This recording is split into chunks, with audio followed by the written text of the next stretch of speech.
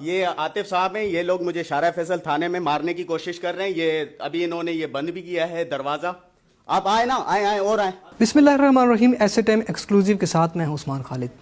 नाज़रीन, गुज़श्ता रोज़ social media पर एक लाइव वीडियो शेयर की गई। इस लाइव वीडियो में एक समाजी कारकुन सदाकत अहमद ने यह कहा कि थाने में उनके साथ बदतमीज़ी की गई और इन्वेस्टिगेशन ऑफिसर ने उनके खिलाफ तौहीन आमेज़ अल्फाज इस्तेमाल किए। अगर मेरा नाम नहीं है तो मुझे क्यों जलील किया जा रहा है इस थाने में बैठ के?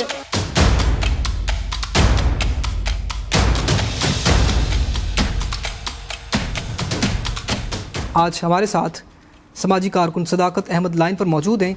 उनसे पूछते हैं कि असल वाक़या क्या है और पुलिस ने उनके साथ किस तरह बदतमीजी की। कुछ दिन पहले जिस जगह मैं जॉब करता हूँ इलेक्ट्रिशियन की, उस प्रोजेक्ट में लिफ्ट गिर चुकी थी।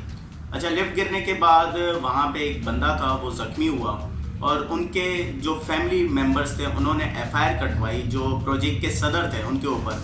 तो उन्होंने बेल भी करवा ली। बेल करवाने के बाद कुछ दिन बाद वो मुझसे रब्ता करता है और कहता है कि यार आईओ आपको बुला रहा है और वो आपसे मालूमात लेना चाह रहा है थोड़ी सी। मैंने कहा ठीक है, मैं आ जाता हूँ, कोई इशू नहीं, क्योंकि मेरा तो कोई ताल्लुक नहीं है लिफ्ट से, ना मैं लिफ्ट बनाता हूँ, ना मुझे कोई एबीसी के बारे में पता है लिफ्ट के।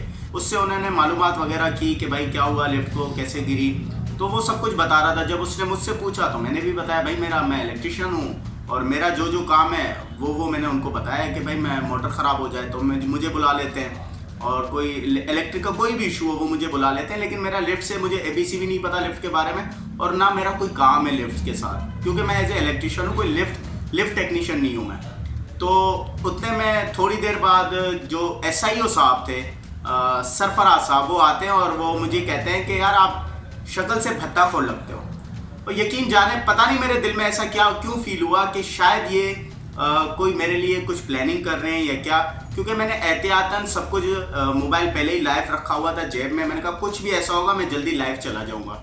तो उन्होंने ऐसी बात की कि आप शक्ल से भत्ताखोर लगते हो। तो मैंने कहा सर आप किस तरीके से बात कर रहे हैं, जिस मसले पे आया हूँ आप वो बात करें ना। मेरा कोई FIR में नाम है, ना कोई मेरा लेना देना है किसी चीज़ से, आप मुझे पर्सनल अटैक कर रहे हो। तो बोल रहा है अच्छा तुझे बताता हूँ कि हम क्या हैं। उसने कहा दरवाज़ा बंद कर और इसके पीछे हाथ में हथकड़ियाँ लगा, इसको जब 2-3 पड़ेंगी ना तब इसको पता चलेगा कि हम क्या हैं। अच्छा, आप इससे पहले भी इस तरह की वीडियो बनाते रहते हैं क्या? इससे पहले भी पुलिस की तरफ से या पुलिस की जानिब से इस तरह आपको ज़दोकोब करने की कोशिश की, या ये पहली दफ़ा हुआ है? मैं जब भी इनको एक्सपोज करता हूँ या इनको रिश्वतखोरी लेने से इनकी वीडियोस बनाता हूँ और सोशल मीडिया पे डालता हूँ, या ये जो भी कुछ गलत करते हैं वो मैं लोगों को दिखाता हूँ, तो बदले में ये लोग करते हैं, थ्रेट्स करते हैं, धमकियाँ देते हैं। वो इनसे जितना हो पाता है वो अपनी तौर पर करते हैं। लेकिन ये मेरा ईमान है कि ज़िंदगी मौत मेरे रब के हाथ में है, और जब उसके हाथ में ये सारी चीज़ें तो मुझे किसी के साथ डरने की ज़रूरत ही नहीं है।